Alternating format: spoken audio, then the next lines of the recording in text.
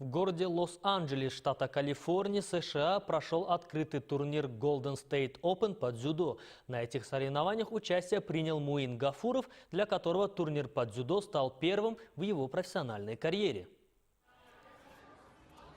Многократный чемпион мира по боевому самбо, призер соревнований по смешанным единоборствам, таджикский спортсмен Муин Гафуров впервые в своей карьере смог завоевать медаль в дзюдо. Несмотря на то, что это его первый турнир по этому олимпийскому виду борьбы, накопленный опыт в других смежных видах спорта помог ему в 3 встречах одолеть соперников японам.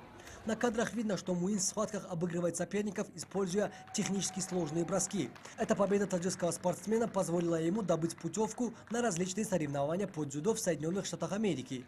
Также Муин Гафуров в командном первенстве из 5 людей стал победителем. Таким образом, с 2 золотыми медалями Муин Гафуров стал победителем турнира Golden State Open в своей весовой категории.